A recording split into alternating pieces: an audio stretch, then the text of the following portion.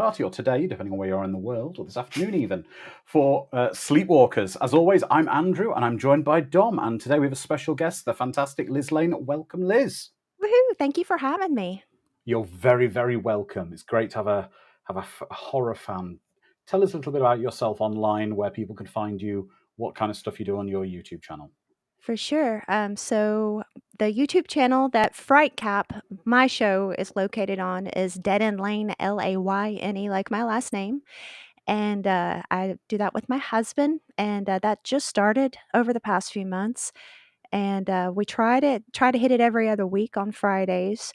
And we also do a weekly podcast now, Frightcap. You can find us on Instagram too, Frightcap_. You can find me on Instagram. I hate with an H8 _ pretty hate machine still with an H8 because I'm clever like that. Right. Well, I'm just going to quickly do a roll call because we've got our friends joining us, just to say, as we normally do. Today's sync point will be just as the Columbia Pictures logo appears, and it just says Columbia Pictures. It's about 5 seconds in on my copy. So while everyone's getting ready, I'll do a quick roll call, and then we'll get back to getting ready for the film. So over on YouTube, I can see Ms. Swift is joining us. Welcome, Caveman. Born to be Rad. James Hellier, welcome, James, our super movie fan. And Tori Potenza, our Tori from Creative EC. Ms. Swift, already said that. And Michelle D. Then over on our Discord community, I can see we've got a lot of great friends joining us. I can see Lizard Man. Mr. Furzel can't join us this week, but to be watching on catch up, welcome, my friend. Phonic, Sharon, Mad Matt, Eric, Jedi Wizard. Oh, let's keep going down the names.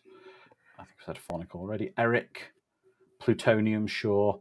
And if I've missed you out, I'll try and say hello to you as we go along. Oh, and Alan S1 over on YouTube. And Robin Block as well, of course. Welcome, Bossman Robin. So, if everyone's queued up, now, Liz, what we do is we tend to do a countdown when the movie starts. So it's a count from 5 to 1, and then we say press play. Would you do that for the audience, please? For sure. We ready? Mm-hmm. Let's go. 5, 4, 3, 2, 1. Press play. There we go. Okay, so Liz and Dom, when did you first see this movie? And I'll take, of course, the comments from the communities as well. So we'll start with Liz. When did you first see this? Okay, so I was late to the Sleepwalkers game because I was very young when this came out. And to be honest, when I was a kid, Stephen King, it kind of flew over my head until I got into like middle school era. And then I really got wrapped up with him. So I didn't see this film until I was probably 21, 22. Okay, so it had already been out a while. You weren't sort of caught up in the. Well, I don't really think it's fair to say there was much hype when this came out. It was no Jurassic Park, was it, when it came out? No, but I think it fared well at the box office. Like it broke even and it made like more than like half of what they spent on it. But it just, after that, just kind of flew under the radar. I'm sorry, is this Mark Hamill that's on screen? I think that is. Yes, it is Mark Hamill on screen. Yeah, I remember. Oh, get ready. Get ready. Okay, so I haven't seen this film before. It's my first time. And the more I learn about this film, the more I fall in love with it. And seeing Mark Hamill on screen is just... It's probably going to be like The Guyver, where he's on screen a bit, but still. At least he's not on the front cover of the VHS, eh? Oh, you were not joking. So here we about are. Ouch. Yeah. You have to just keep in mind they're not real, but it is hard. It is hard. Oh, yeah, it's rough. It is. I love a Dutch angle. This is such cute filmmaking. I love it. How early in his career was this for Mick Garris? This was before The Stand, right? Yes. Oh, yeah, he worked on The Stand. I think this was his first collab with Stephen King. Yeah, and of course, but this was a theatrical movie. Wasn't The Stand a TV movie? TV miniseries, yeah. Mm-hmm. Yeah. This is wonderful. Yeah. The subtitles always bringing joy where it shouldn't really, with faint moaning as a subtitle. They're like, Well, what?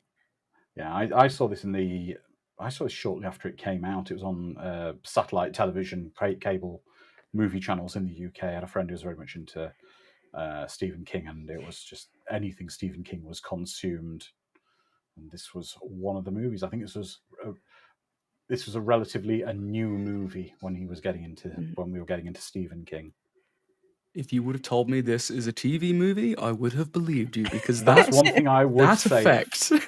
So I don't know if you guys heard it or not, but the corpse screams. It did. Yeah. It's like, what? The corpse screams as it falls down. That's always Yeah. gotten to me. It could be an adult with braces. No, it's rather desiccated. I gotta say, I love the lighting here. It's always difficult when you have a backlit shot to show the. Oh god, that title sequence looks like a TV movie. It looks like Tommyknockers. It is. It really does. Oh, so now I'm we're getting into the beginning credits. like, It doesn't really reveal yeah. anything of the film to you. No, they do a really good job of slowly releasing. Like, Yeah. he wrote this screenplay really well in that respect, to slowly release information. So I also Also- heard this was Stephen King's only non-adapted. This was an original screenplay, Yes.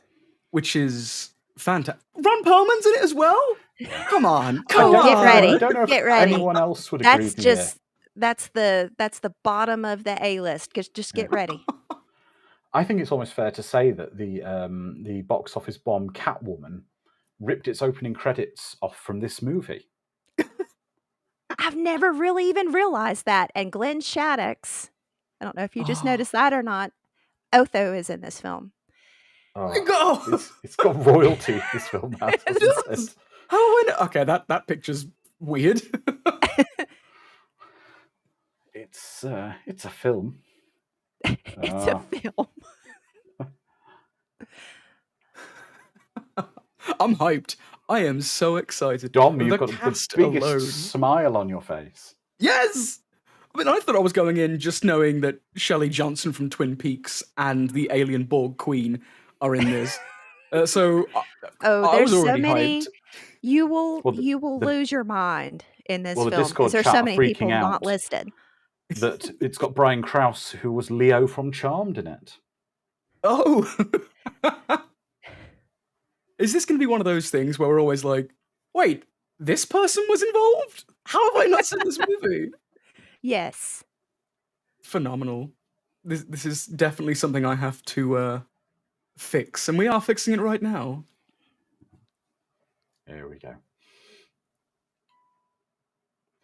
Second appearance. And if you like the song Sleepwalk, that very dreamy kind of steel sidey guitar song, you get it in this movie. I was to say, buddy, are you gonna like it after this movie then? Yeah. Woo! Supposedly he wrote this screenplay because he wanted to write something based on or like to do with that song. That's a weird choice. How I know. You say that. How did we pull this from this song? Well, the first Dark Tower story, The Gunslinger, that was based on a epic poem called Childe Roland to the Dark Tower Came, but he wrote the story because he kept listening to Paul McCartney's... Sorry, I'm a little distracted by the man... Yes. Mutilating his body. Doing a little body modification. Yeah. But yes, Hey Jude. Hey Jude inspired the Dark Tower greatly, which is interesting. So Stephen King is one of those writers who is very... What are you doing, my man? What? Drawn a T on his arm with a penknife. Because everybody does that. Every teenage boy. It's true. Every 35-year-old You know, teenage boy. Every yeah. 35-year-old teenage boy. To be fair, it... Oh. Shelley. Forever in my head. Oh, forever in my heart. I'm a Me Twin Peaks too. child Me forever. too. And Madkin had the best hair of the 90s of any actress. Yes. I'll fight anyone over that. So I'll be this right is beside you fighting you.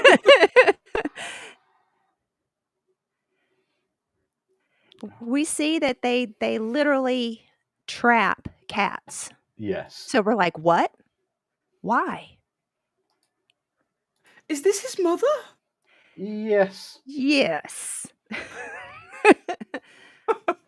This film has everything, Dom. Yeah. Just wait. It's got everything. But also, can we just say that Alice Krieger, I don't want to call her underappreciated because I don't know if she's underappreciated, but I don't think she maybe had as many amazing roles in her career as she could have or deserved because she's such Agreed. a brilliant actress. Phenomenal.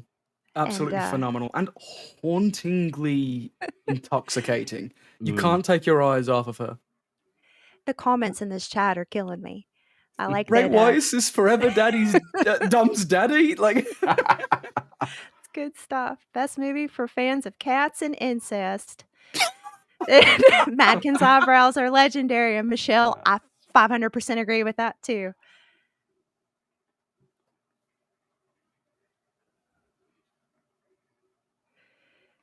oh God. Yeah, but this Yeah. isn't. This is just beginning. This is just the very. You're at the bottom of the roller coaster ride, about to make your way up. You There's think gonna be this is a some- lot. So I have a Oh, question for it's- chat to avoid the what's happening on the screen. Just to remove myself a wee moment. Stephen King, everyone knows him. One of the most popular authors, one of the most known authors of almost all history at this point, and a body of work that encompasses quite a diverse field of stories. Chat, what is your favorite Stephen King story? And B question, what is your favorite Stephen King adaptation?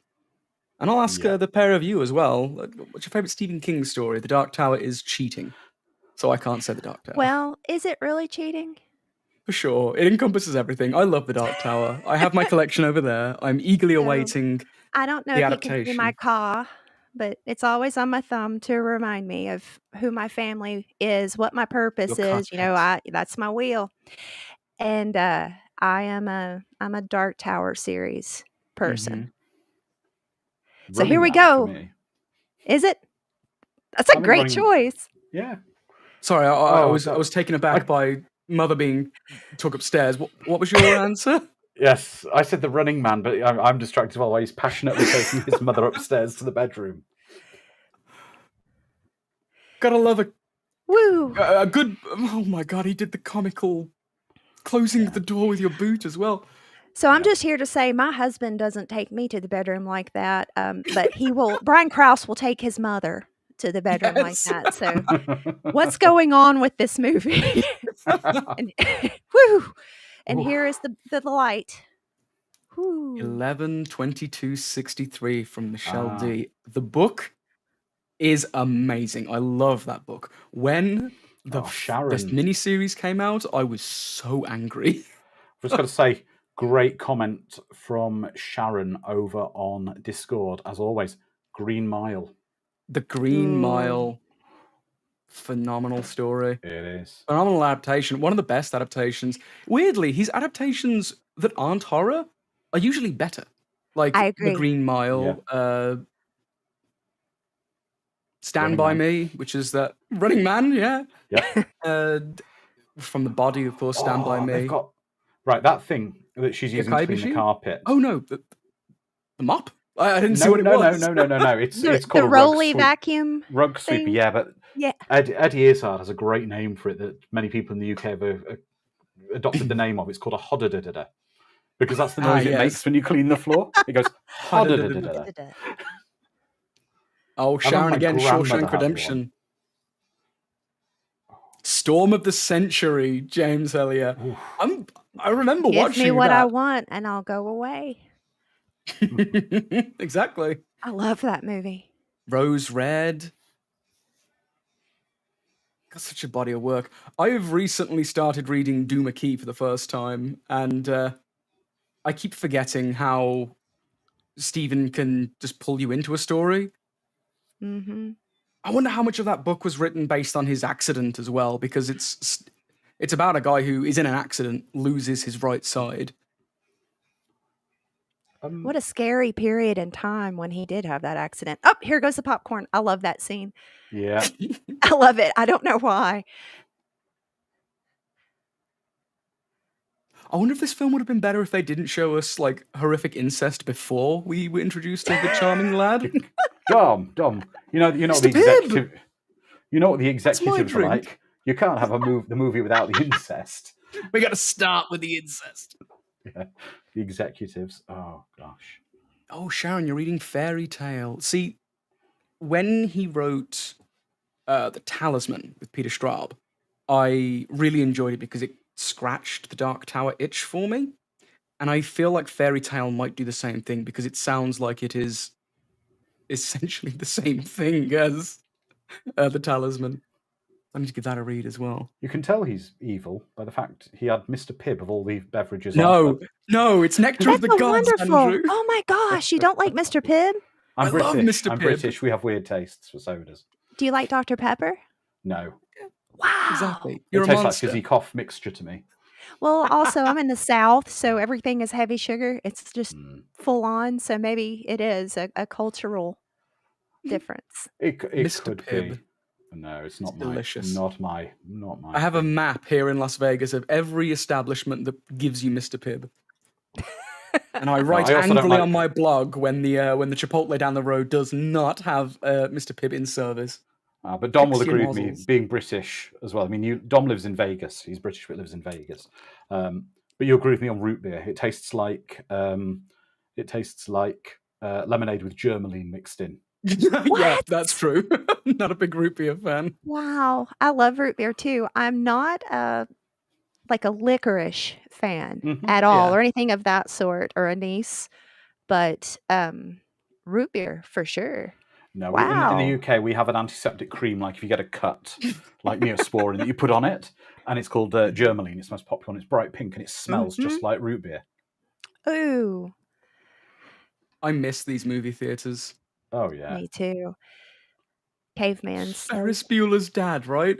from It Georgia. is. Sweet tea everywhere. Sweet tea, dude. That's the way to go. I'm also diabetic, so I medically well. have to avoid this kind of stuff. Yeah. you wouldn't last in the South. Oh yeah, Salem's Lot. Yeah. Both versions of Salem's Lot. Okay, so Salem's Lot, the book, amazing, scary. Oh. The original miniseries, I watched it at the age where nothing scared me. I was too young to have fear of like existentialism, and I was too old to have fear of like spooky jump scares. I was in the age where I was, trying to not be afraid of anything. So when the vampire reveals itself with a blur kind of effect, I burst out laughing, and I can't unwatch that scene now. I think I was actually really young, like super young when I saw Salem's Lot, and I believe that Barlow, just the image of Barlow, what he looked like scared me so bad, the rest of the ridiculousness didn't even matter. My mother is a nurse as well, and we watched it together. And when they revealed that pernicious anemia was the problem that everyone was coming down with, which medically apparently is when you have a lack of vitamin B12 in your blood rather than iron, anemia would have been more suitable. And my mum and I just cracked up laughing about this is a very picky vampire that just likes to nibble on healthy greens like broccoli and spinach. They got their So, iron. Those as well may have noticed a piece of music. They also had a song by Enya in this film, of all the people. Which is... Oh, my wife loves Enya. Can you believe that so many people in the 90s were singing along with Gregorian chants? I was just saying this on Instagram. I was like, they're just singing it in their car. Gregorian chants with Enya. No idea. Wow. I love The that. 90s Enya were now wild. lives in That was a this- wild time. Apparently, she lives in this giant castle in Ireland now, and just refuses to come out for most people. She's Would this kind you? If you weird- lived in That's this my Irish... dream. Yeah, that's my dream. Good on Enya. want that in your life. I want to bust out loads of tracks that are just Gregorian chants and go in my hideaway castle in Ireland and never leave. Just a big moat around Can you you. imagine Nobody Uber can get in. Eats coming to Uber Enya's Eats. castle? Bring me my McDonald's nuggies. I must feast. There's alligators at the bottom. They have to That's pass like it. all these different levels. Oh, they're just. This is what made me uncomfortable as a kid. The mother and daughter being the mother and son being so horny for each other all the time. It's just. It's harsh. It is. It's harsh. It's fine.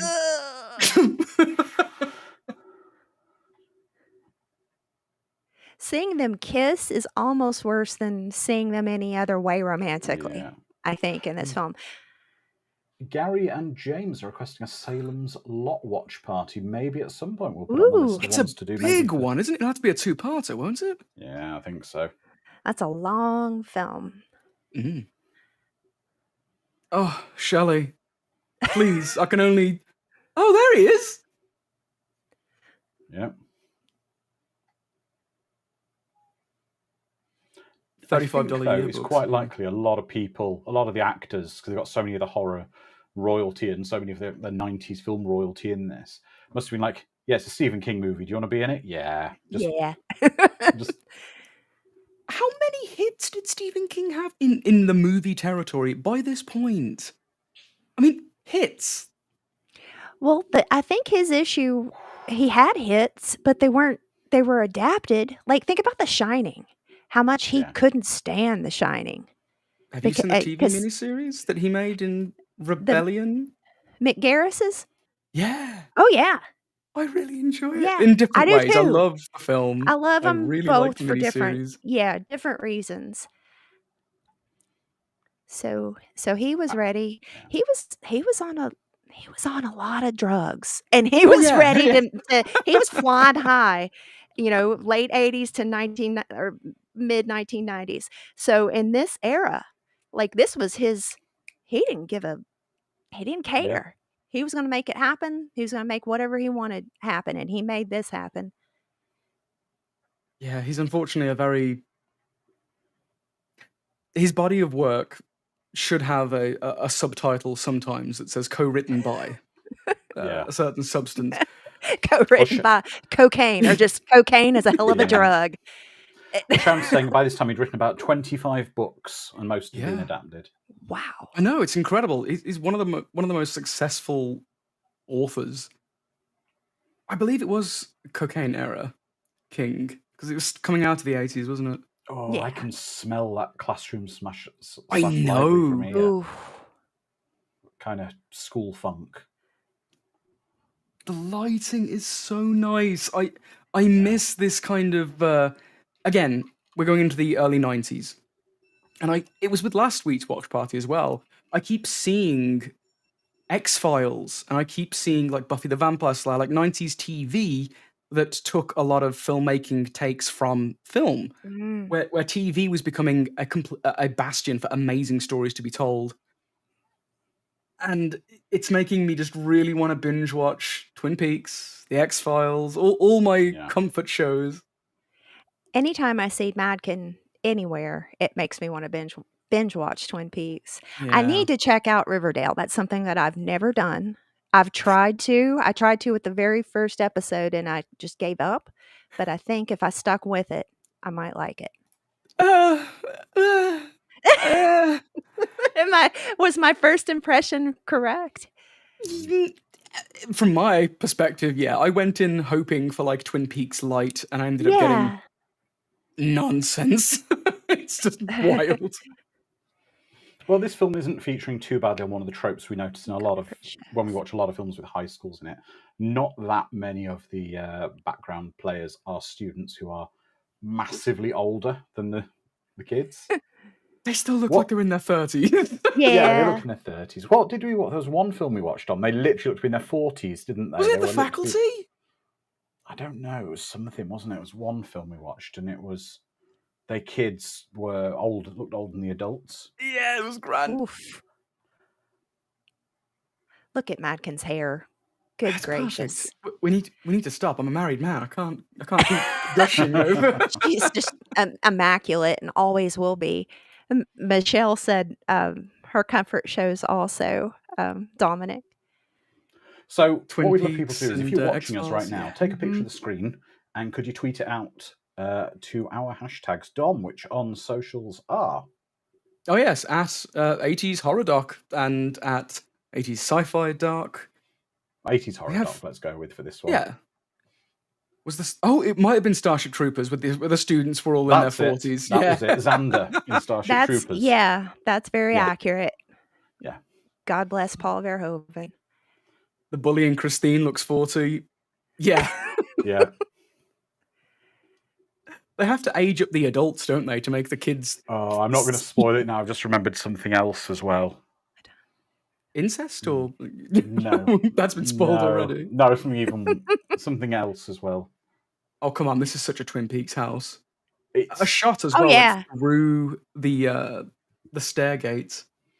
And it's also the kind of house that people in the late 80s, early 90s lived in, and the dad works as a shoe salesman kind of thing. Yeah, and he has this gargantuan house. What? Yeah.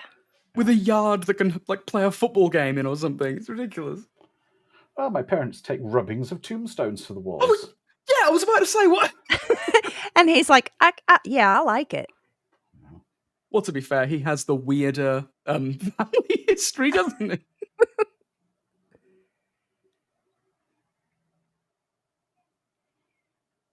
You have old person glass ornaments.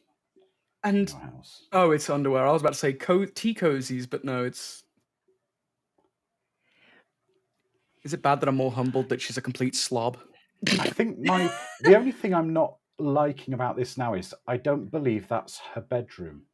No, I believe it's her grandmother's bedroom with the wicker furniture. It feels very set designer, that bedroom. I don't think there's enough. For sure. Yeah. Okay, a lot of Mick Garris flicks and TV shows have this exact room. I swear. He did a horror anthology TV show, and there were several episodes that had this angle of a ceiling, like it was like an attic. Well, this was on the Columbia, everything interior was shot on the Columbia Pictures set. Yeah. On their set. So maybe this was used. Who enters a room that aggressively? It might well have been. Maybe they didn't have the budget to redecorate the set extensively, or they weren't allowed to. If it had to be reused for another production of some kind. But it just doesn't feel right. Maybe if it had the pretty decor on the walls, but then I don't know, some 90s punk band or something on the wall poster, just something to make it her. I don't like feel a child's room. Yeah. Or a high schooler's room. Definitely not a high schooler's room. Definitely is a grandmother's room.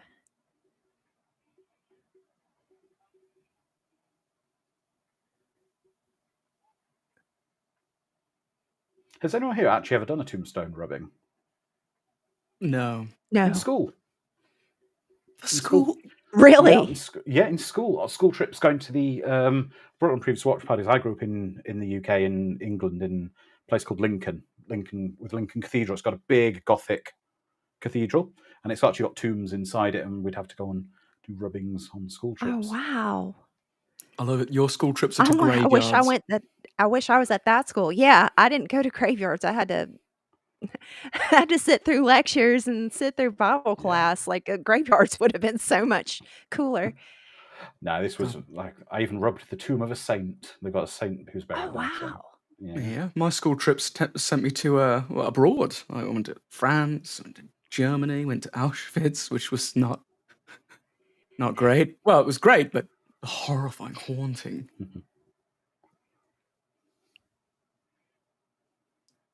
Brass rubbing. What is the strangest Stephen King villain? Because I'm seeing Christine pop up a lot, and I'm like, oh yes, haunted car. But there are stranger villains. Do you mean stranger physically, or stranger how they were created? We could go all over with this. Stranger how they were created into a villain. Because if it's that, I would say Pennywise, because he was literally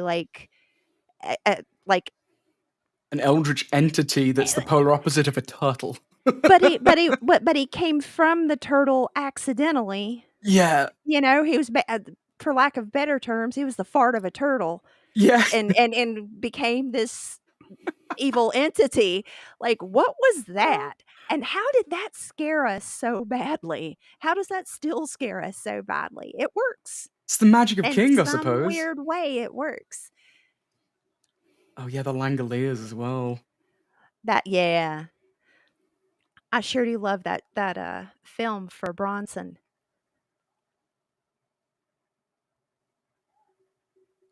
And the Night Flyer's a little that's a weird vampire villain. The Night Is that George Martin? It's a weird that's who stars in that? Miguel Ferrier from Twin Peaks, Albert. Oh yeah. Yes. Now, is this the most aggressive we've ever seen Otho? Forgive me, I forget the actor's name. I would Yes. say so. Glenn Shaddix. And yes, this is pretty rough. We saw And him in also, something recently. I would pull his hand off too. What did we see him in recently, Andrew? Oh, I'm gonna have a quick look at what else we saw. Oh, Demolition Man. Demolition Man.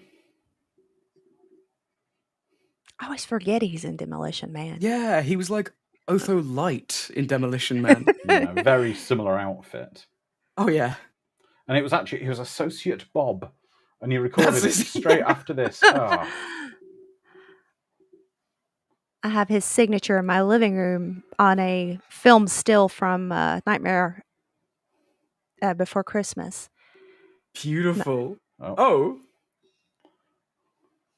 So rough. And that was the good CGI we just saw. The good CGI.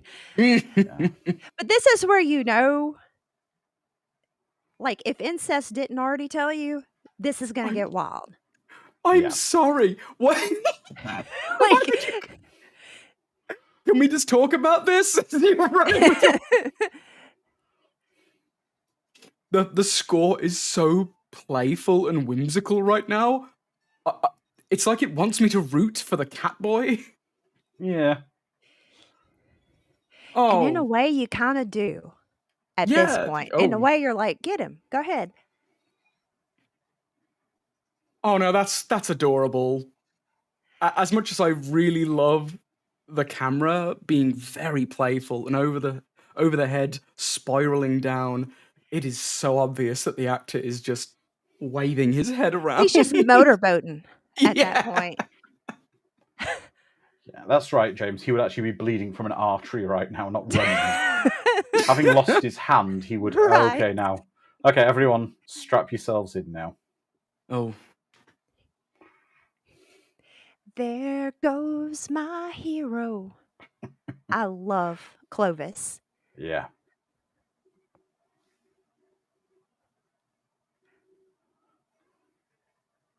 Why aren't there more police cats out there? Right? There should And be. I wouldn't mind that at all. I wouldn't mind getting pulled over for expired tags by Clovis. Yeah, crime wouldn't stand a chance. Right. Exactly, James. Clovis the attack cat. The attack cat. I love that my closed captions when the car goes by, when Charles goes by, it says music. Loud, heavy metal music. Oh yeah, I have rock theme music on mine. That's great. This does feel like right in the next town over, Critters 2 is currently happening, like the location area. But this feels so TV movie right now. It does. It really does.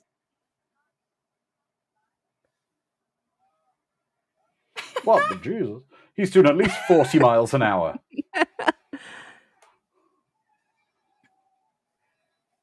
Get him, Clovis. This has to be one of the slowest car chases committed to film. It's so neutered. Look. The squirrel's moving faster. The squirrel's like, yeah, I'm not getting involved in that car. Yeah, I love the squirrel just goes, bye. Oh, it's wonderful. Oh no, hey, Barrels. It's getting to be a right video game of a chase, isn't it? He's going to throw out a green shell soon, or a banana peel. What? Hey? What? It's strange that you say that about the banana peel, because I've always felt that this gets too, like, slapstick to the point where sometimes I can't stop laughing during this film with the slapstick. Yeah. And I wonder if it's intentional. Like, I'm like, did Mick Garris really mean for that? So the shot just then, with the camera being right next to the floor, this shot here, I've seen that done many times, many times, like the Terminator 2, it's got that shot all the time. I've never seen it feel very high speed other than in David Lynch's Lost Highway. True. It is super fast, and it's like you need to sit back. Yeah. Mm-hmm. I watched that movie with my wife recently in the cinema. Miss Swift says, where are the two guys going back and forth carrying a pane of glass? Yeah, that's what we need. And like an orange cart in the middle of the road, or a pram, a stroller that gets thrown into the road and it gets hit, and groceries come flying out of it. I've driven a car at 70 miles an hour before, and that's faster than that. Okay, brace yourselves, everybody. Here goes. Arguably the best scene in the film. Oh, Get ready for the CGI.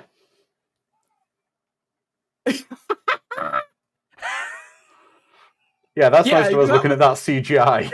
Woo! Oh. That's right, Phonic. There has to be a cardboard boxes pile as well. Not now, Laurie. We've got a guy I'm chasing. He's got really bad CGI. That's a charge in and of itself. Yeah. 30 to life for that one. Poor CGI. God, it reminded me slightly of that's a Stretch Armstrong move out of Smokey and the Bandit. It was very Stretch Armstrong. Yeah. Here we go, and we're going to see another one of his cat powers. Magical tricks. Having perfect hair? No, wait. Watch this, that Dom. too.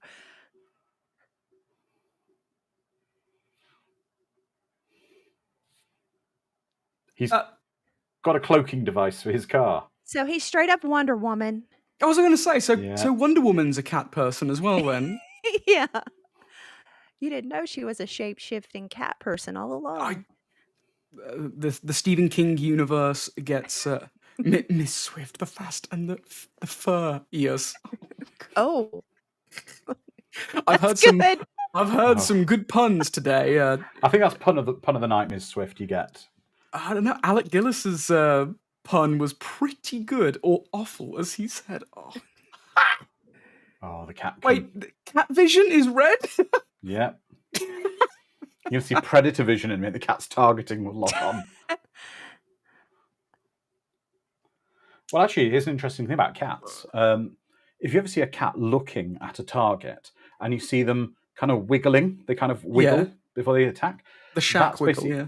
That's actually targeting and charging themselves up for it. Ooh. They kinetically charge up for the attack. Basically, yeah. The more I learn about cats, the more I learn how terrifying they truly are. They are eldritch creatures. Cats are awesome. So I don't know if you see mine behind me or not, if he's coming in, but he's... I see him. Yes. Where is he? There he is. On his way. So that's Tony Hawk. That's my protector. That's my Clovis. Well, I'm going to find... Good old Tony Hawk. My cat sadly passed away last year.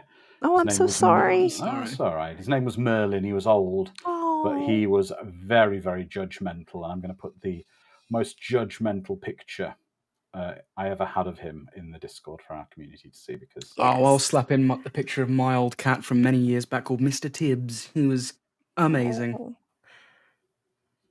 Put it in the Discord.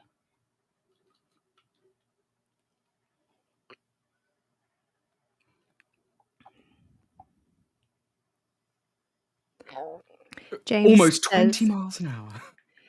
People who like cats are destined to be eaten by their pets. I probably am. I'd be fine. I'd let him. Yeah, your cat's always plotting your death. That's just something you... They call him Mr. Tibbs. Yes, Mr. Tibbs was phenomenal. Whenever I was sick, Mr. Tibbs would come over and rest on me. I believe it was him plotting my death, but it could be that he was healing me with his purrs as well. Pick this up because I can't show it to the YouTube guys. There we go. Beautiful. What a beautiful fella. That was him judging me. Basically, I was sat in his seat. Get out my seat. That was what he was saying.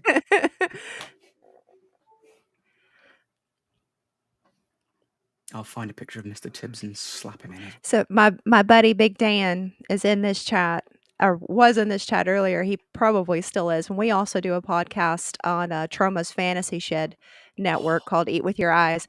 And he had commented, this is the only film where he's rooting for the cats. He cannot, like, he doesn't want to harm cats, but he does not want to be in the room with cats. And I've never understood that about Dan, but I'll, to each his own.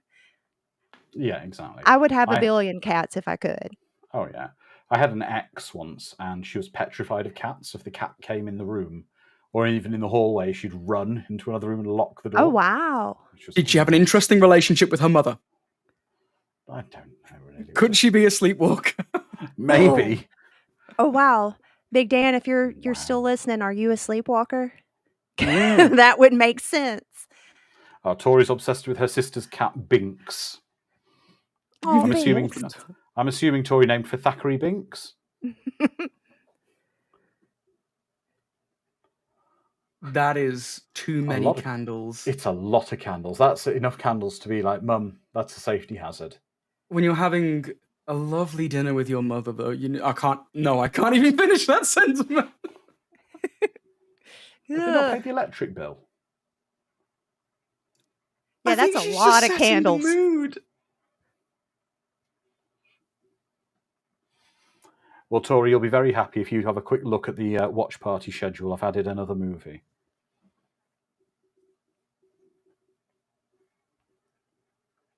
Oh.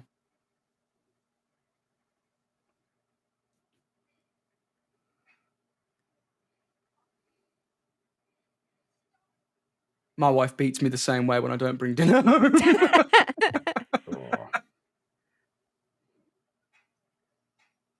I'm sorry, you slapped his wrist off? Slapped his wrist in half. Ouch.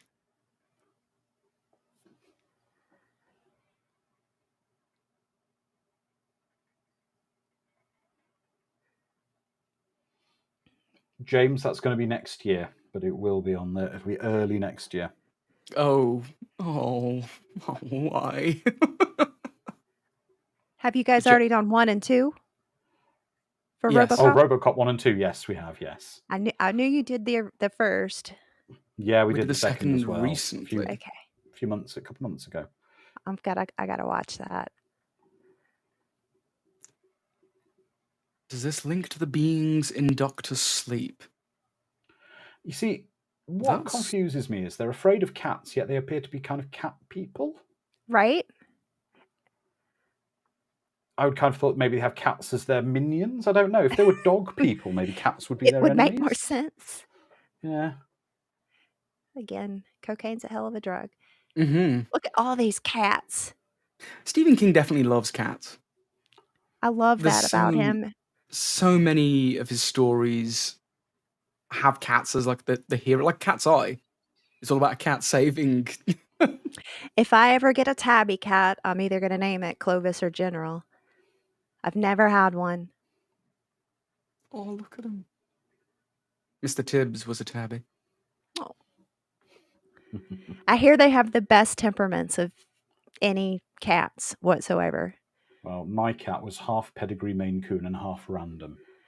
Wow. So it was probably pretty large. He was probably a big, big man.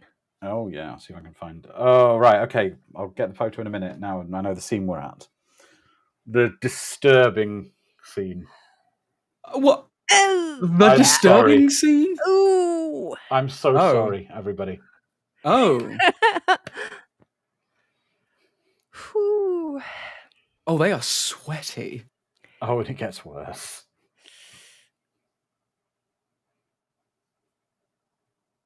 Stephen and Mick, I have questions for the pair of you. Look in the mirror.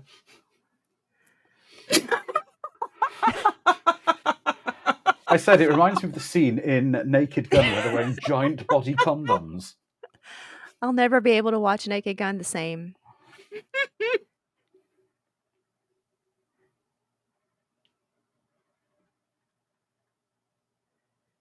These are Ferris Bueller's parents, aren't they? They are. And if I'm not mistaken, they were really married. Like, weren't they married in real life? That's fantastic. Maybe they ditched Ferris. They'd had enough of his crap and moved to a new Then place they and started adopted again. Shelley instead. Yeah. That is an interesting breakfast spread. I mean, the apple looks good. Everything else doesn't. Yeah. It's been sitting there for a while.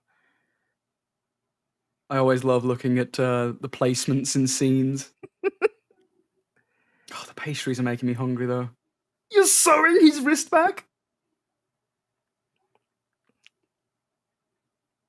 I actually do really like that that piece of special effects. I love some good latex. That came out wrong, especially after that last scene. His sweater. My boy, could you be more of a 90s lad? Perfectly feathered hair. There we go. He was a big cat. That was him. We used to drink out the sink. The sink was his water bowl. Wow. He was big. He was a large. I knew it. Those are the best. I love Maine Coons. Maine Coons. Oh, yeah. Oh. I think some of this film is making me angry. And it's only angry? Because I think Alice Creek deserves better than this film. I have seen many people who are great be in lesser films, and this is no Jaws the Revenge, okay? So this is not like as bad as Michael Caine being in Jaws the Revenge. She elevates this movie. It's not making it... It's not pulling her down. She does deserve better, though. I'll give you that. Yeah.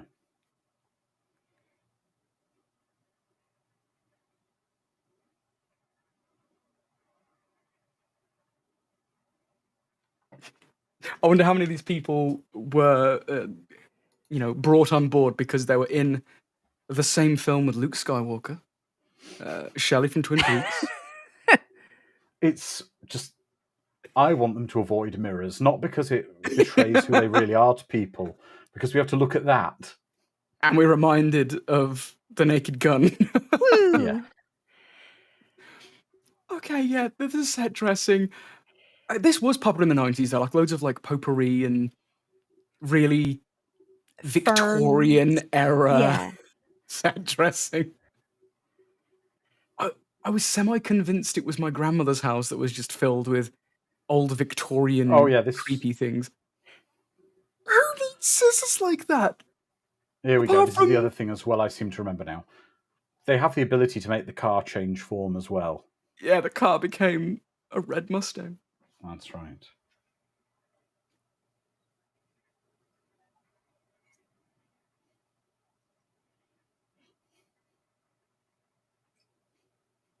Yeah, I wouldn't find that endearing. I'd be like, yeah, you're really creepy. I don't want to see you or your son again.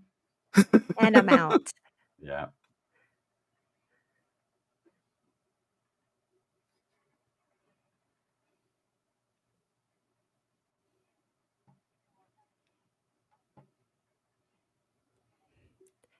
Could you say that more sinisterly? Sinisterly. That's definitely a word.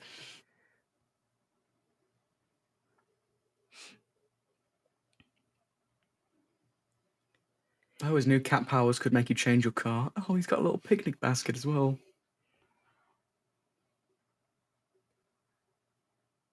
Are there any cemeteries that are this creepy?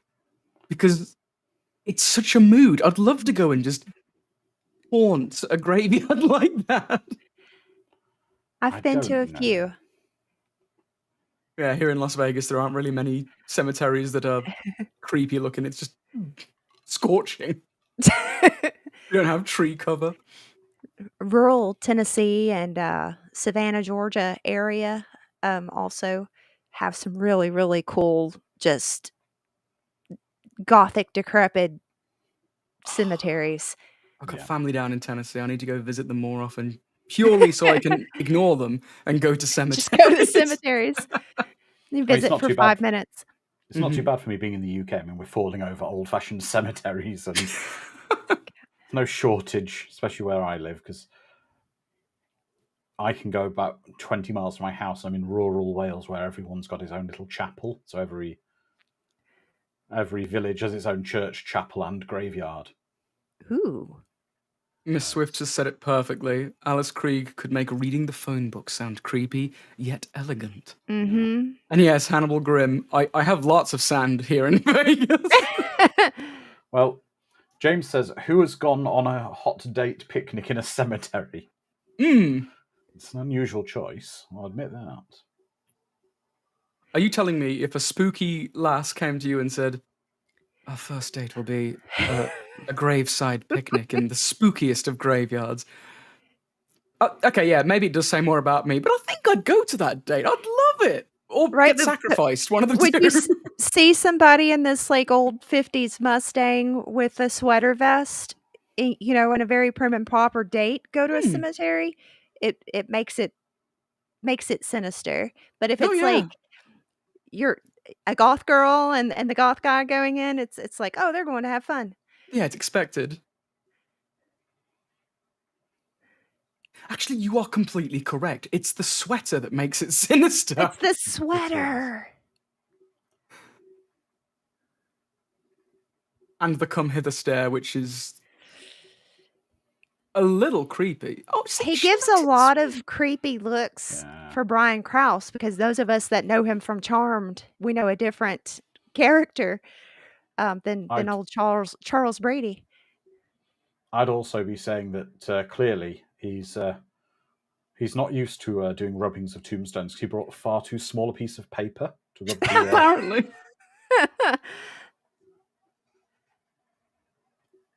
Yeah, the cinematographer had too much fun here.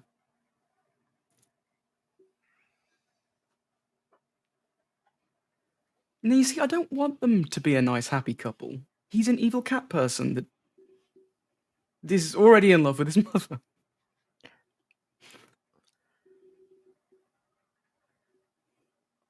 Her thing is making out on a tomb of a child who died of dysentery in 1843. Not a more romantic place. Yeah. I was going to say, back home in Twin Peaks, she has, what, Bobby? She doesn't have the best. She has Leo and Bobby. Like, she doesn't really. It's slim pickings in the Twin Peaks community. Until Special Agent Dale Cooper arrives. Oh, Pet Gin, that's a really good comment. Ain't that the truth? What happens about the rearview mirrors in the car when they're driving around? Good point. Ooh, that's why no one's allowed in the back seat of his Mustang thing, his Transformer. His Optimus Prime. Yep. I can't get over how perfect his hair is. Pet Gin, it could be, or maybe he just says, "You must never look in the mirror of my car while I'm driving because it makes me nervous."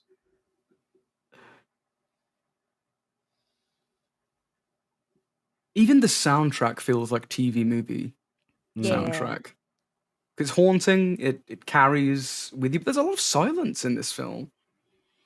Is that a corduroy sweater? Oh. The most evil of all sweaters. Corduroy! The most diabolical of sweaters. I actually had a shirt like that in the 90s as well, that kind of chino shirt material.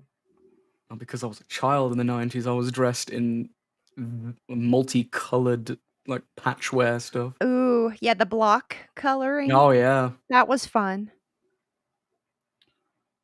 Oh, hi. Oh. Dude. You're coming out a little strong in the graveyard. Yeah.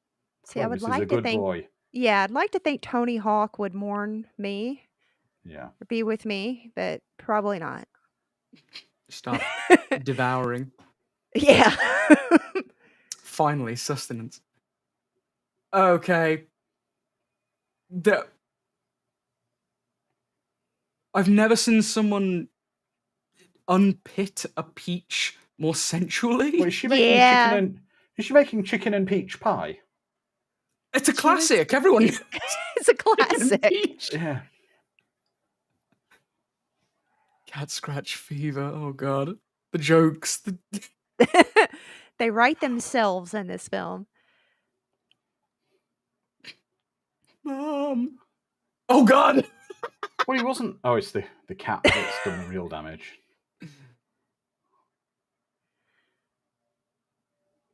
The amount of times, lads, when we come home to our mums looking like this.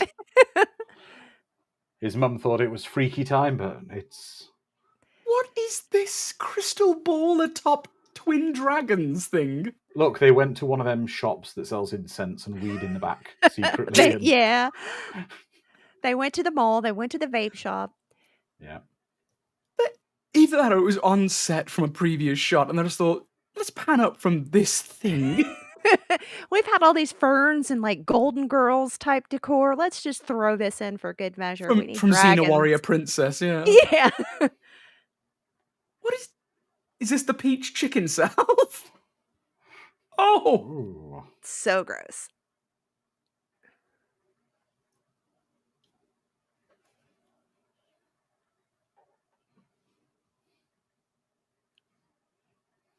I'm impressed that we've gone through such an emotional roller coaster from laughing to questioning to confusion to disgust to empathy to sadness to joy again. Well, it's such a fun ride, and like everything goes wild, and then you go back to scenes like this where the incest is very apparent, and it takes you back to ooh, like you ride it, you go down the slope, and you go ew, and then you go back up the slope. This is really cool. Oh, more incest.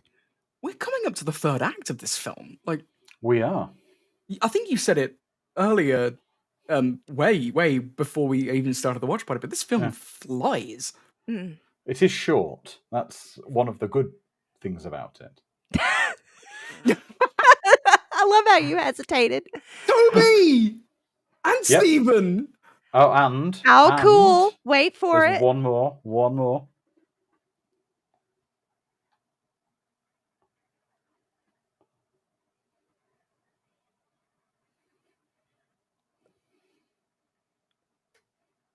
This was worth the price of admission in 1992. Oh, wait. I know you. Who are you? Yes, Dom. So Clive Barker. That is. Oh my god, it's Clive. Okay. Who else could they possibly throw at the screen? I don't think they've got Dean Koontz in it, have they? Stephen King read Phantoms, and he was like, no, we're not going to throw you in this one.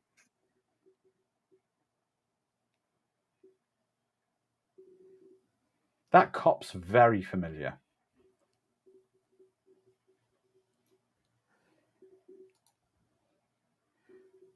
Spot the directors. I'm surprised we haven't seen Mick Garris himself in here with his notorious, gorgeous hair himself.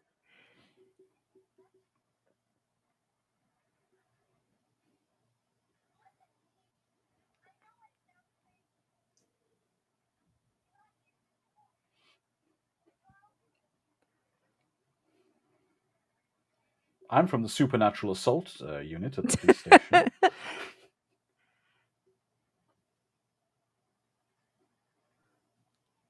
Now pretend like you're a cat. Now meow, meow for me. Meow for the camera. I kind of thought that if you have been attacked and whatever, they don't just take the assault photos of you in the back of a police car. They surely go to a station or a hospital or something. They couldn't afford the set. I didn't know how short Toby Hooper was. He's a little feller. Bless him. Rest in peace, Toby. Poltergeist is your movie. Poltergeist is your movie. The age-old debate. Oh, I bat for Toby every single time. Yeah. Always comes up, someone's like, well, Steven Spielberg. I'm like, no! It was Toby Hooper. You can definitely see his influence.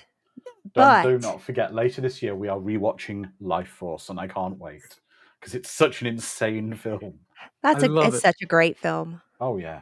Another one where the life force gets slurped out of someone's mouth. That was that 3-picture deal with Canon that Toby Hooper had at the time. Those Invaders from Mars, Life Force, Texas Chainsaw Massacre 2. Like, you couldn't ask for a better trilogy in his canon filmology or film work. Life Force just looks so amazing. It never looks cheap. Bombastic score.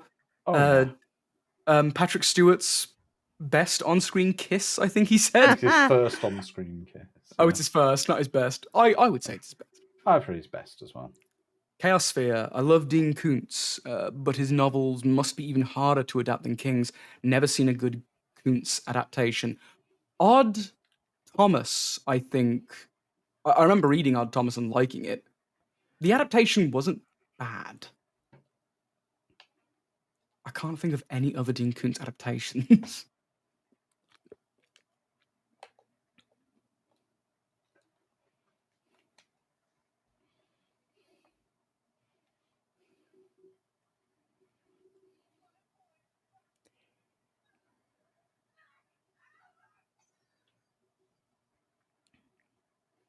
Okay, yeah, I'm starting to see it. Yeah, Alice Krieg is probably a bit too good for this. Well, everyone else, it's so either over the top or lackluster in their acting performance that you're just like, I may not believe this. Alice, you believe every word she says in this movie. For better or worse. Right. She loves her boy. All right, so we're not gonna. So the car isn't outside, but there's like 100 cats, 50 alive, 50 dead outside. Yeah, there's nothing suspicious about this house. Right. And now, how does this not make sense to the police for all of this time that there's been 100 cats outside of their house all the time? And I want to say over 100 cats were used for this film.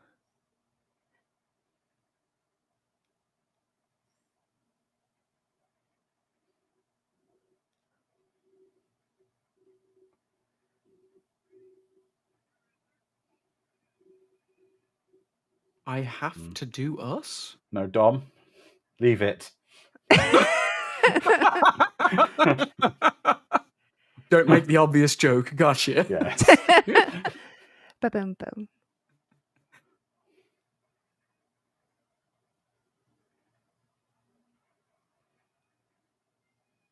Alice could have played the space girl in Life Force. Yep. Oh, yeah.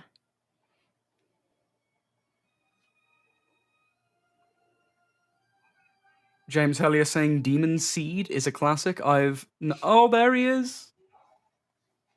I can't unsee a feline face. Ron, how do you have such a cat-like face?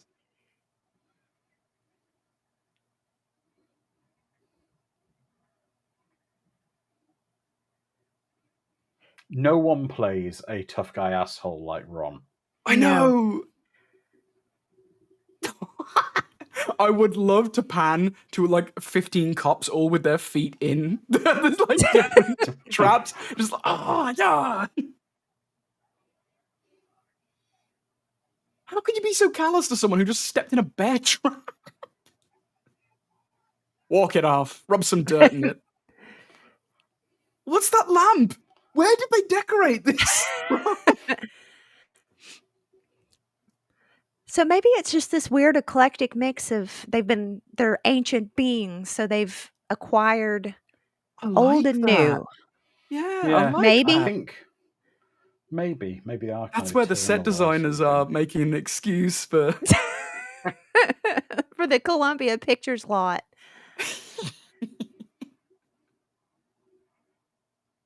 But I like that. It's a good in-universe explanation for the very eclectic house.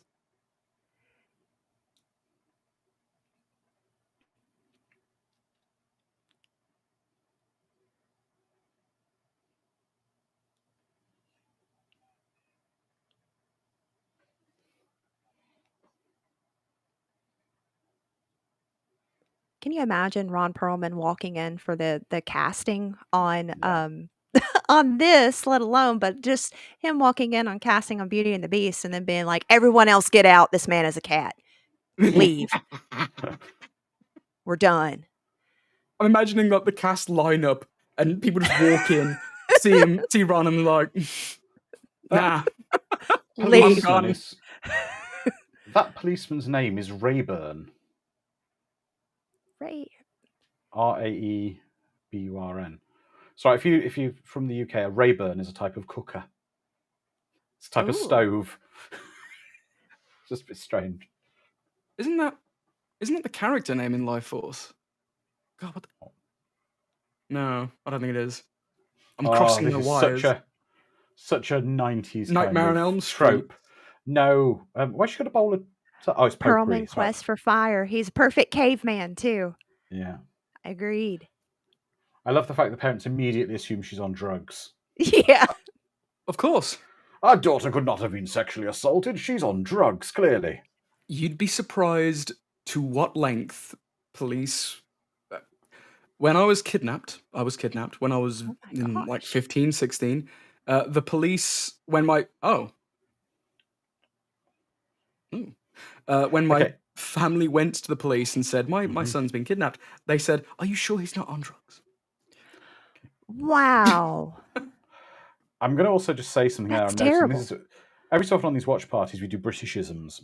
And I can say one thing in the UK that we have, I've got to admit, it's very daft in America. Have you not noticed they've got a lamp plugged in a socket next to the bath? Yeah, Yes. it's pretty. Yeah. So many plugs in the UK, bathroom. by law, you are not allowed to have mains voltage sockets in your bathroom. Do you think this is because either English people are stupid enough to keep electrocuting themselves in the bathroom, or Americans don't? I think it's the care exact enough? opposite. Yeah, I think. Yeah, I can say that as an American, it's the exact opposite. It's just they've got a lamp plugged in the mains, balanced on a shelf by the bath. It's like, what could possibly go wrong? What could possibly go wrong?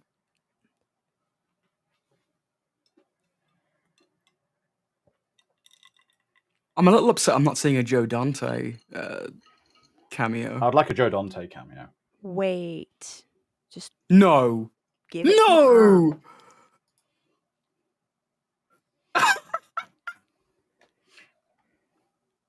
Okay, I love that.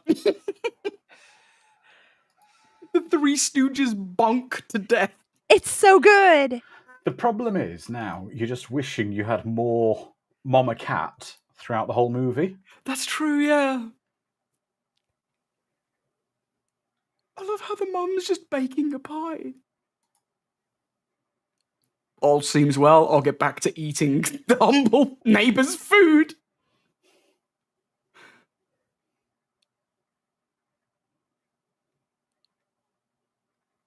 I'd be so pissed that cop is... Wait, is he eating all the corn as well?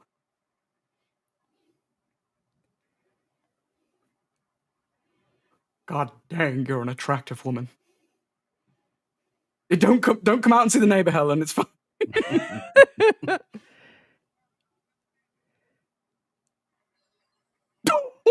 Oh.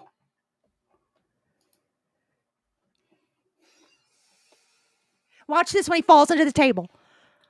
Caveman, we're at 1 minute and 12. Well, sorry, 1 hour and 12 minutes. Just come up to. This whole scene is so slapstick to me. Oh yeah, for sure. Just insane. Watch when he shoots.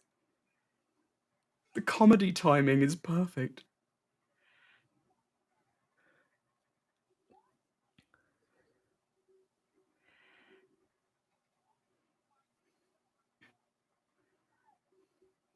Oh. Oof. Yeah, you see, this is the film I wanted. I'm getting like Needful Things vibes with everything just turning to shit at the end. Upside down. Dude, Did you see how worst the plant shot. just goes up in the air? It's like he hit everything aside from his target. And he So just runs away. with a gun.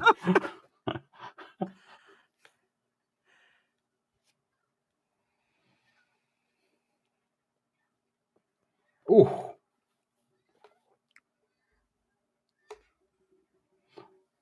Oh! John. Joe!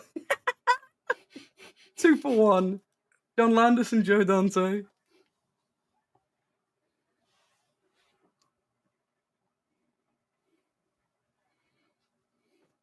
Good Captain Kirk quote there, James had you.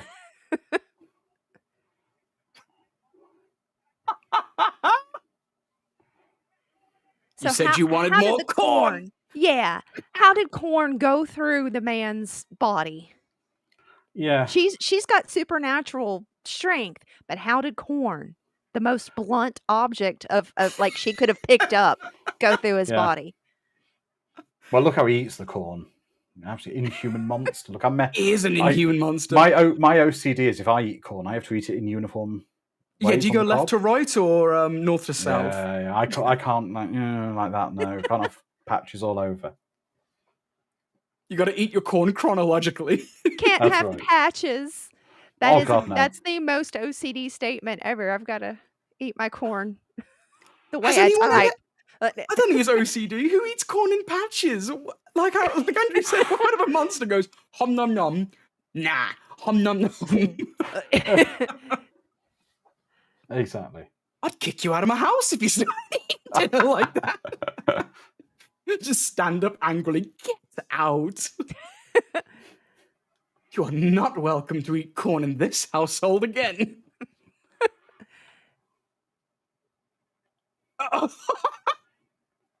Right. Who else wanted, after seeing this, a whole movie of Alice Krige, not as basically as a supernatural ass-kicking psycho just slaughtering people without the cat stuff? I do. Oh. That's what we wanted all along. Yeah. I love that she breaks his elbow for him to hit himself. Oh, it's crazy. Why'd she bother being in hiding?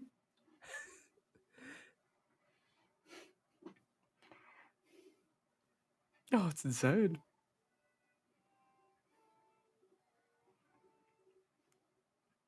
All right, how much of a better shot is she? Yeah. What? She's got like grenade shells in her gun. Well, if cat powers can make your car change, why can't they change a gun?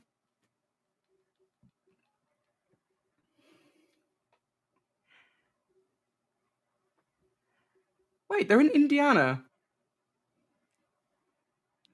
I kind of just forgot how awesome nearby? How awesome she is towards the end of the film, and the sun's just a secondary.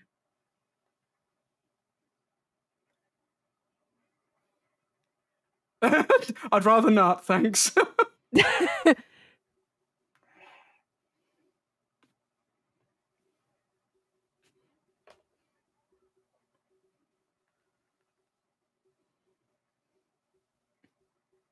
It's not safe to drive without your seatbelt. Yes, Josh, welcome over on YouTube. The sheer chaos of this end scene saves this goofy movie. Oh, for sure. I am having a blast. I just want to live in that house with cats in the front yard, cats on the roof. I love the idea that might this film smell a bit. It might be stinky. Oh yeah, it's gonna be. But can you imagine, like, after this movie, some guy literally said, "Oh yeah, I was herding cats." Making that movie just like herding cats. I miss my calling as professional cat wrangler.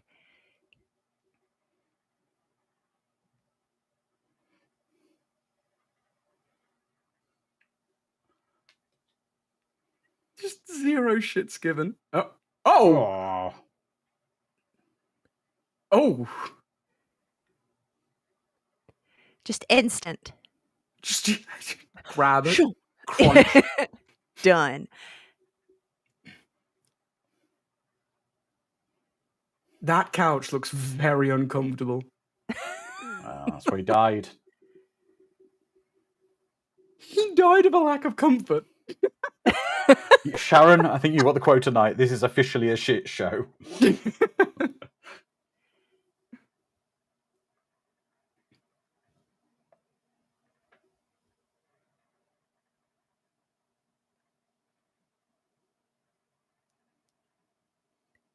No. We don't know what he'd love to do. We don't want to know what he'd love to do.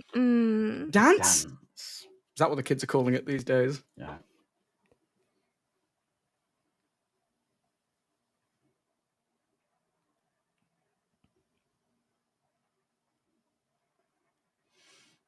Her supernatural ability is she can turn the record player on. Her supernatural ability is that she can go through car accidents and like tearing people apart. Her lipstick is perfect. Perfect. Still, go Alice. I aspire for that.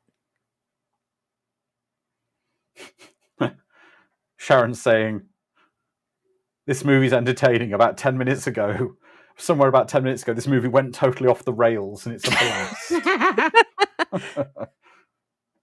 James Heller is asking, what do you think of Garrus's take on The Shining? I enjoy it for different reasons than I enjoy the Stanley Kubrick masterpiece. When I was a kid, I was a huge fan of the book. And I was disappointed to know that the book and the film are so different. And then I watched the McGarris miniseries, and I thought, this is a lot closer to the book. And I appreciated it for very separate reasons. It's one of the few instances where I cannot decide which I prefer. One of the reasons why I like Mike Flanagan's Dr. Sleep so much is that it somehow manages to do the impossible, much like bringing your dead son back to life. He managed to do the impossible and make a worthy sequel to the movie and the book, which is why I can't wait for the Flanagan adaptation of The Dark Tower. Is she reanimating him through telekinesis here? Yeah, she's puppeteering. That's even worse. It's horrendous. It's very horrendous because of... I'm not even going to go there. It's just... Cat's like, okay, boss, we're here. Go on, follow me up this tree. Come on. Come on, two legs. Get your ass up here. The cat is broken. Damn right. There's a broad in trouble, two legs. We can't waste any time. Oh, boy. We had to get some more of that good morphing in.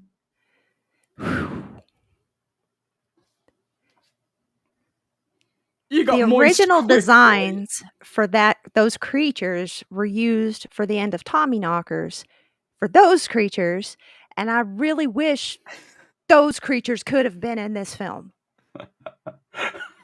Sharon just says, that's the ugliest shape-shifting cat I've ever seen. I was about to say, it does remind me of Tommyknockers, and that explains so much. Damn it, if only I could... Oh, yeah, that's the bit.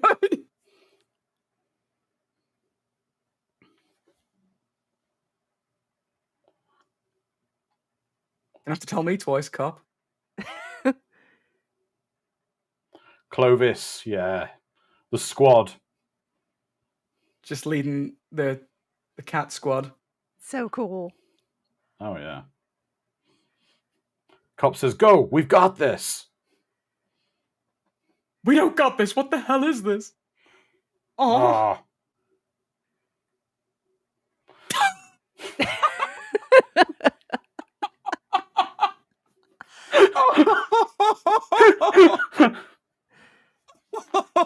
The cat's like, you got Mr. Tibbles.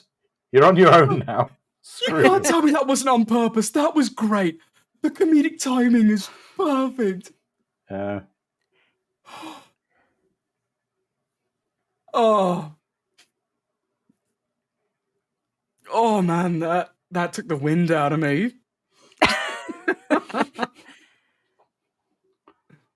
The slapstick of this is just perfect. Oh. All he needs to do is stand up and step on a rake. Oh. And again, very Stephen King. The cop's completely inept. The problem is the cat monster costumes. That's straight up like Star Trek Gorn type thing I'm seeing there. It is.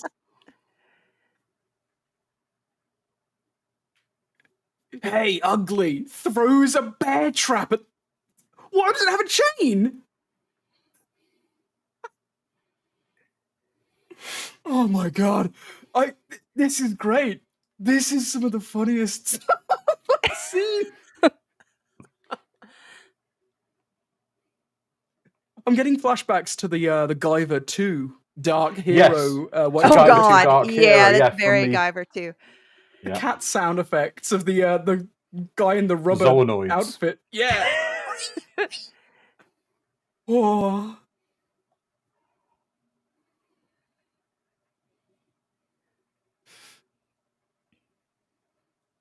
Oh, this is great. The cats are done with him.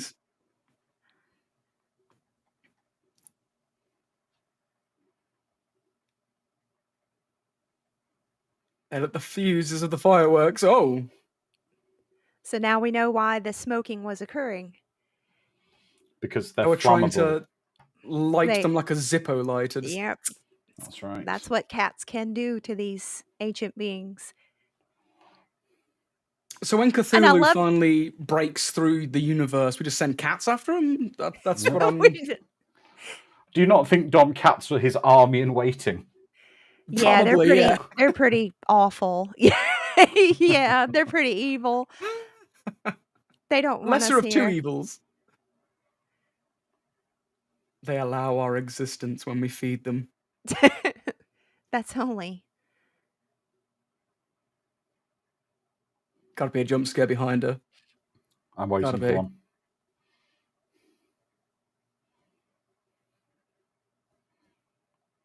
Clovis!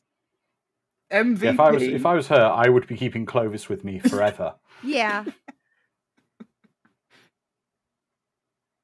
Such a well-behaved cat. Oh, he was trained very well. I bet he was very food-oriented. Look at him, he's a beefy lad. Beefy. Now it's Boadicea by Enya.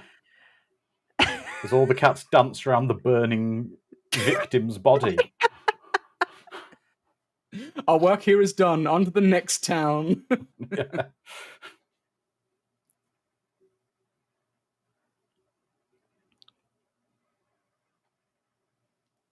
I love the fade too, which is cats everywhere. Yeah. Very Stephen King. Go straight to credits now. What? There we go, everybody. That was Sleepwalkers. We'll take the comments from Discord and YouTube. So let's start with Liz and then Dom to sum up this movie in a few words. So Liz first.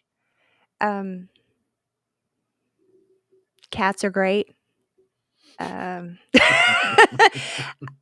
Mick Garris and like you said, Mike Flanagan are really the two people that I would ever that I want to adapt Stephen King's work to film, and I think those are the filmmakers that I trust with it the most. And as wonky as this is, I love it.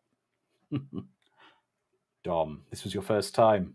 This was crazy. I love it. This was phenomenal. It's not a movie you can take seriously because there's too much slapstick, but when it tries to be serious, it really can make you feel what the movie wants you to feel. I think everyone just given the fact that everyone's friend or lover was in this movie, I think they just had fun. And I'm very glad this wasn't a bomb because people had fun making it, clearly. It's so much fun to watch, especially with friends. And it just seems like they got paid to have fun. Good on them. I think I'd like to double bill this with Shocker. Yes! Wow. Just for utterly insane to get a double bill. That's where I go. But let's take some comments from the community over on YouTube. James Helly saying, I much prefer Garris's TV work, The Stand, The Shining, Desperation, Flag of Bones. Gary saying, Bones avoided the cat movie, your dog Dom. Oh, yes, Bones will avoid it, yeah. Ms. Swift says, so cheesy and so good. Yes. Hannibal Grimm says, I want to watch The Stand with you guys sometime. That'll be a good few days. Maybe next year we'll put that on the list. MOON, that spells The Stand. Its imperfections and places where it fell short are what make it so rewatchable. Agreed. Josh Moniz says, the best still feature of this movie is Cat's Eye, another hero's cat-centered movie. There's also a Fever Dream. And then over on Discord, I can say, Phonic saying, silly movie, lots of fun. Sharon, a comedy of sorts, horror in parts, wouldn't have thought it was King's work.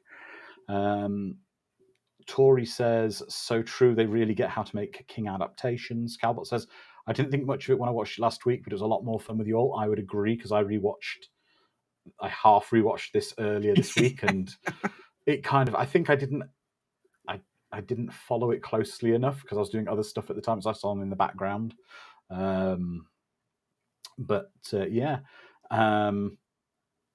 Here we go. And then if we go to Lizardman saying, I think I loved it, not because it's good, but because it's just went absolutely insane at the end. And I love Clovis completely. Yeah. Eric says, I like this movie. Cannot really explain it. I love the music. Jedi Wizard says, a movie starts as a slow burn, but like Sharon said, goes to a shit show and it's all better for it. Wife's cheese rating, it's a nice brie. And then...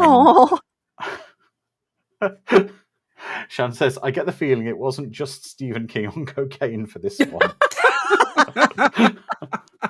He's just passing it out to everybody. Cast. I think it was like a blizzard. Services. Yeah. Services. Just lines on the table. Right. Everybody, hey, you get Coke and you get Coke and you get Coke. Yeah. So comes with the script. But that was Sleepwalkers. So, Liz, just to reiterate to our amazing audience, thank you so much for joining us. Thank you for having me. You've got an invitation to come back anytime for another watch party. We've had a lot of fun. Let's let everyone know again where they can find you online. They can find me at on Instagram, and that is at @H8_ Pretty Hate Machine, also with an H8. You can find me on YouTube here at Dead End Lane, LAYNE, like my last name. You can find Frightcap, our podcast, on Instagram, and that is at @FrightCap_. I'm also on Twitter. I use that rarely, but it's I hate Pretty Hate MACH because that's all it would allow me. So there we go. Thank you. Well, that's absolutely fantastic, and thank you for joining us. But as always, Dom and I will be back in 7 days with another movie, and I think we're doing a part 2 of our tribute to Julian Sands because he was such a great loss this year. We had Arachnophobia, which was an absolute blast. And next week, we will be watching Warlock 2: The Armageddon, which again feels a bit like a TV movie. Oh, yes. Julian Sands is magnificent in it, and I can't wait for that. So everybody, for the next 7 days, as always, stay safe, be kind to each other, take care of each other, look after each other, and we'll see you in a week. Good night. Bye-bye. See y'all. There we go. We'll just do that.